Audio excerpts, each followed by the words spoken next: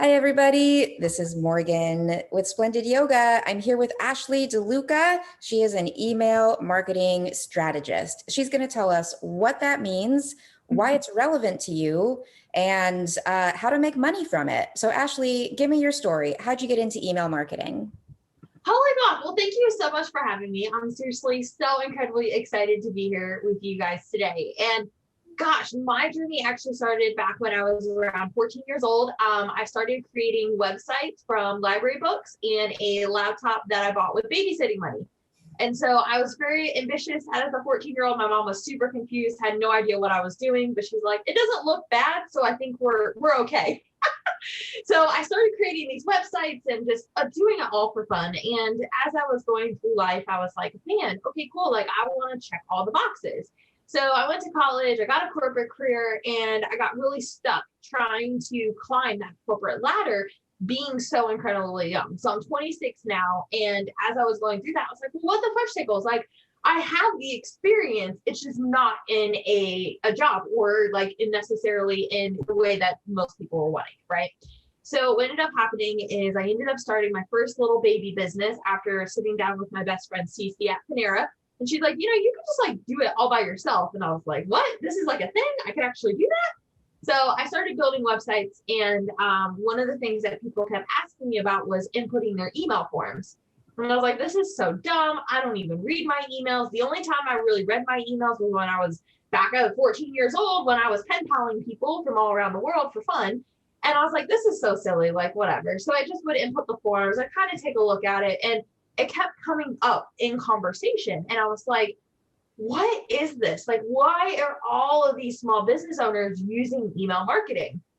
So I went through and started to write my first welcome sequence. And it was just so overwhelming with like all the different kinds of emails and the sequences and the tags and the segments and all of this extra stuff. And I was like, okay, I had 30 subscribers and I quit. I was like, forget it. I'm not going to do this. This is a waste of my time.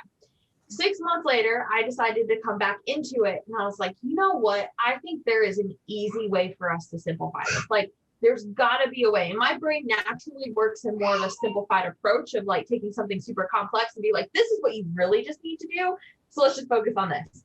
And so it's become my mission and my purpose to really focus on simplifying how we communicate with our customers and intentionally creating relevant touch points that then lead to amplifying relationships and sales. So one of the biggest things, and honestly why I believe email marketing is so incredibly important, is because for me, email marketing looks a lot like sending out those pen pal letters, right? It's really about, again, focusing on taking, instead of like the spray method of social media, like we're just gonna see what sticks, like throwing spaghetti up against the wall. I like to look at it as if I'm really actually writing to the other person on the other side and using extremely intentional language around that, which I can totally get into as well too. And really, again, focusing on that, because for me, relationships and sales come from the communication side of things and really nailing down primary principles around that. So that's what email marketing is to me. I mean, I could go on a whole long stance of like, Facebook and Instagram are rented real estate. And, you have to be able to own your audience and your list no matter where you're going. But that's the main gist of how I got into it and why it's so incredibly important to me. Beautiful. So tell me, what would be your top advice for someone who is just starting to build an email list, whether it's for a business, whether it's just, I don't know, for the fun of it? As you said, you grew up building websites for fun. You can totally get an email list just for funsies. But no, this is a money group. We're talking about money. So for someone who wants to make money, is just getting started, what's your top advice for them?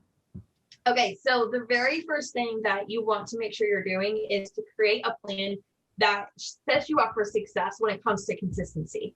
So consistency is so incredibly important, as we know, especially when it comes to money, like being consistent with keeping up with your bills, being consistent about performing the services for your clients, all of that, right? So the number one thing that I recommend, and this comes along with, so often we're like, oh, we need to send this amount of emails in order to be successful. Honestly, at the end of the day, I want you to commit to a frequency of emails that you can actually commit to. So if it's once a month right now because you got a toddler and you got a side business and you're doing this and that and all the things, I'm here for it. I will cheer you on and be your number one subscriber, right? But then also too, it looks like, okay, cool. Like if I had the ability in the free time to do whatever it is, like I will commit to it. I definitely recommend once a week. The reason why I recommend a frequency of once a week when it comes to your emails is because two things. So one, especially if you're looking to keep a consistent and engaged audience, you want to set them up for success too, in terms of with expectations. So giving them an expectation that like, hey, I'm going to email you every single week, and keeping to that commitment as much as possible is key. Now, there are times that even me, like I totally missed one a couple of weeks ago because I was in Montana and I was doing all these amazing things. And I was like, crap, I totally didn't send an email out. And that's okay. Life happens. Like I'm not perfect over here too. Like I make all the mistakes so that way I can share them with you and you can avoid them. But be consistent as much as possible. The other thing as well too is understanding that you don't need all the things in order to be successful when it comes to your email list. Primarily, if you are just getting started and you want to be able to optimize first, all you need is a welcome sequence first. All you need is to have a primary opt-in for them to get into your world, and then move them through those emails that educate them on who you are, what you do, and focusing on what that next step looks like. A lot of times we just send the one email and we're like, okay, my name is Morgan and this is what I do and here's my link to work with me. But a lot of times they're not yet ready for that. So give them that 5 email sequence and that 5 email time to be able to then write those emails, implement them, and put them into your account. Now, there are 2 other sequences that you can do, and I'll just mention them, especially if you are someone who's looking and you're like, oh, I already have a welcome sequence, check mark. The other 2 sequences that you need is a nurture sequence, which should be no more than 30 days. It should, in my world, I prefer that, usually in 30 days, you're going to be like, oh my gosh, I absolutely love Ashley DeLuca and I want to work with her.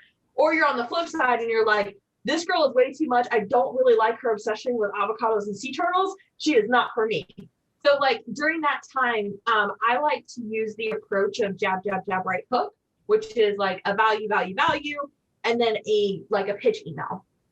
Now, in your nurture sequence, it doesn't mean that you have to just bring just value. You can do PSs to your offer as well. And this is something that I've experimented with because, the biggest thing is that our audience, and for the majority of us as well, right? I say our as in like all of us collectively, like they want to be seen and heard, and they want to be in a place where they know that when they open your emails, they feel like that you're being talked directly to you, right? So one of my best performing emails, and this is something that, I actually set out on a whim. I had no idea what was going to happen when I sent this email out. It's literally like my best performance reply to email. There's no click rate because I didn't ask them to click, but it opened up so many conversations, so many loops. One of my friends, April, she just sent this out to her list and she got like 2 to 3 sales calls off of this, like because she simply opened the conversational loop. So here's what the email copy says. So then everyone's like, okay, I want to know what it says. So the subject line is literally just, hey.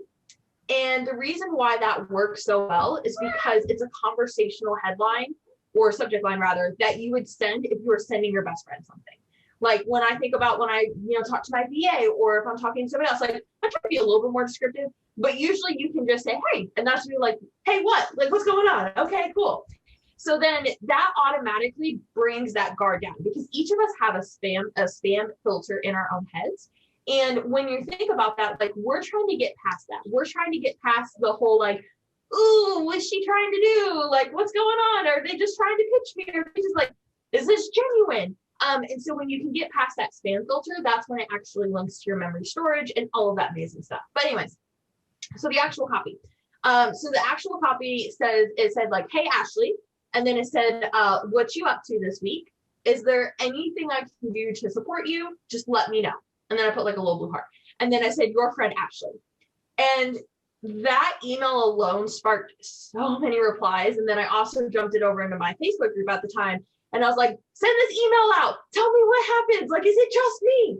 And I mean, like all of my people, like they got 20 plus replies from their email list. They were like, I thought my email list was dead and I didn't know what was going on. That simple email can literally make such a difference to your email list because people want to be able to have a relevant connection point with you. And when you open the loop for them to come back and to create it into a 2-way street, this is when the game changes. This is when email marketing doesn't just become a way of spraying your services and spraying it in a way that's like, oh, this is all about me and all about like what I'm doing. It makes it feel like, oh, she actually genuinely cares, which I actually do. That's a message I would totally send to somebody on Facebook or Instagram, or if I was doing like a video to them or something, I would totally say that. So you can manipulate that message, or kind of, I don't like the word manipulate, but like you can change it to fit what you're looking for in terms of with how you want to check in with somebody. Maybe you don't want to know, what are you up to? Maybe it's, hey, I saw you click the link on over to my proposal, and you didn't follow up with me. Hey, is there any questions I can answer? Keeping it really simple and short is like the best way to send emails right now, because everybody's direction is being pulled in like 1,000 different ways. So it's like a whole thing. Okay, so in terms of with like moving it forward, so that's nurture sequences.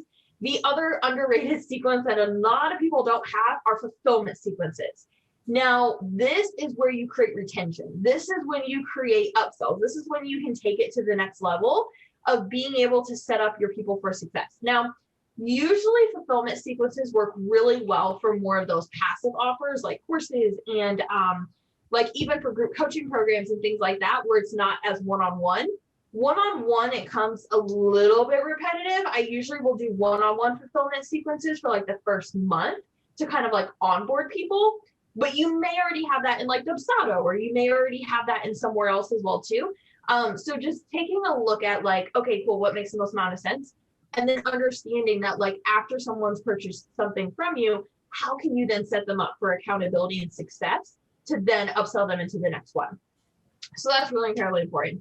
But for me, selling via email becomes super easy when you're just genuine, right? Like you're just talking about your offer, not in like a sales structured way, but really bringing in those relevant stories that help them see that like, no, I get where you're at. Because it's easy to like live in the after state world of like, I'll just use my toddler for an example. Like for an example with him, like we're going to be working on potty training soon. So like if I was looking for like a potty training expert, just literally as an example, this would be something that would be like, okay, like you can tell me how great it is to have a 2-year-old that's been potty trained, but I'm not there yet. Like I am totally on the other side trying to figure out how that's even possible. So when you can come and relate and meet me right there with being like, hey, we understand what it's like to have, you know, a total chaotic house with all the things, trying to do that when you're trying to work and do all, like that's going to get my attention, as opposed to just selling me the after state in the dream. So for me, that's how I like to sell. I sell using stories. I sell meeting people right where they're at, and then using testimonials to be able to then back that up before making it very clear on like, this is who my offer is for, this is what it's all about, and then bringing them into my world. So you meet people where they're at. So there's a little bit of market research there where you're going off of the feedback that you're getting to understand how you can be supportive to them. And you can get that market research just by sending that genius email, which I'm literally going to send like while we're on this call to see if I can get any responses. So is there anything I can do to support you? Now you have some information about what people are needing from you, how you can be of service. So what were the next 2 steps that you said? That you meet people where they're at, you tell stories. So you relate it to your own life or to your clients' lives. And then you have the testimonial of how, and for people who are like, but I'm just getting started, I don't have any testimonials. It's like, you're your own testimonial. You can use your own experience as a testimonial. P.S. You can make it up. You can make up the testimonial. You can write your testimonial for your existing clients. You can't lie. All right. That's not good, but you can be like, I've worked with someone who did accomplish this thanks to my help. And you're the someone. That's how you kind of slide that through. Okay. So I love what you've had to offer here. You've just like dumped so much information on us. So you've got your welcome sequence for people just getting started. First of all, focus on consistency. Be reasonable with how often you can really do this. Don't think about, well, what if it's too much? You don't want to think about that, because regardless of if you're emailing people every single day or once a year, your biggest fans are going to be happy to hear from you no matter what. So don't think about too much. Just think about what's going to be like. I know Sunday at noon, I can sit down and write an email to my peeps and they're going to be happy to hear from me. And that's what's going to really get things rolling. From there, you create just a really basic 5 email welcome sequence. That first email is basically, and actually, I'll just give you what I do in my business. I'd love to hear what you do in your business. That first email is basically a confirmation. The second email, you give an introduction to who you are. The third email, maybe that's a testimonial or a little bit more information about the work that you're doing. If you have an upcoming workshop, you might put that in there. The fourth email is going to be really specifically how to hire you. This is exactly how you can work with me. Click on this link, schedule right here. Let's do it.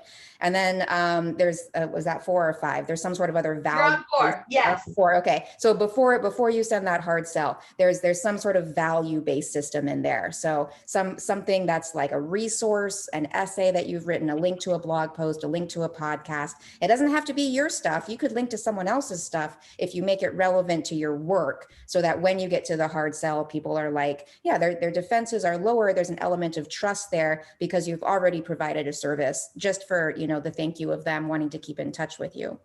You can Google all this stuff. If you Google welcome sequence, if you Google nurture sequence, you'll see tons of different examples and templates.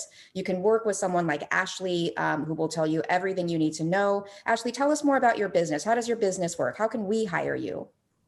Yeah, 100%. So I have basically right now 3 different capacities. So essentially we can work on more of like an audit standpoint. If you already have things set up within your business and you're looking to be able to take it to the next level, what I'll do is I'll audit through everything that you currently have, and then we'll hop on a call and basically map out everything else that you need. So that way you can be able to take that to then implement into your business. I offer the implementation services, whether it's a one-time or retainer, based off of if you just want a sequence, if you're looking for monthly emails to be able to take it off your plate. And then the last piece is more of just like an ongoing consulting as well too, where essentially we'll dive into your email marketing every single month to be able to take a look at where you're at, where you want to go, what you need help mapped out. And it just makes it super simple to be able to just take care of basically wherever you're at. I can meet you where you're at to be able to get it done. Sweet. So if you're just getting started, it is so valuable to have someone like Ashley on your side. I can tell you, as someone who has worked for years to build up my email list, the minute I hired it out was like, whoo, what a relief. If you can give yourself that gift, even just hiring someone like Ashley for an hour just to get that mentorship, to get the ball rolling and to get a plan in place, that makes a huge difference in terms of how quickly you can grow your email list. And remember, the reason the email list is so important is because you're in control of it, right? You're not in control of Facebook. You're not in control of Instagram. You're not in control of TikTok. All of these things can disappear at any time. You are very much in control of your email inbox. The other thing I wanted to add to what Ashley said is to really do a little bit of self-study within yourself in terms of the emails that you get from people who are like you, who are selling something.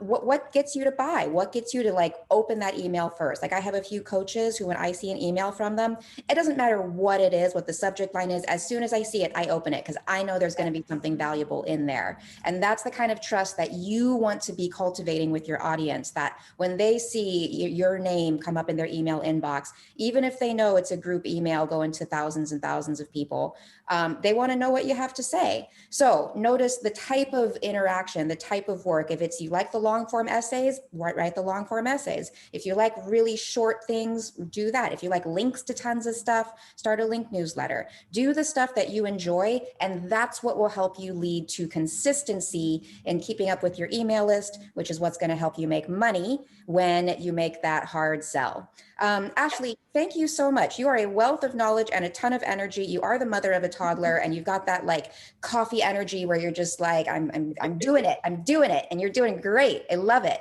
How can we get in touch with you? Yeah, definitely.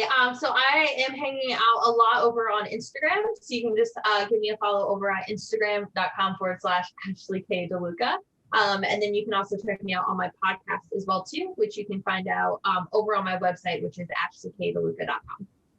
All right, we're going to put all those links. I'll put them in the comments. I'll put them in the show notes because I'm going to release this on the YouTube channel, the Facebook group, and the podcast so that as many people as possible can get really excited to build their email list and to hire you because you're really good at what you do. And for anyone listening to this, you deserve the help. Hire before you're ready. You deserve the help. You can't do it all yourself. It's not that fun. Ashley, thank you so much for your time here. And thanks to everyone for tuning in.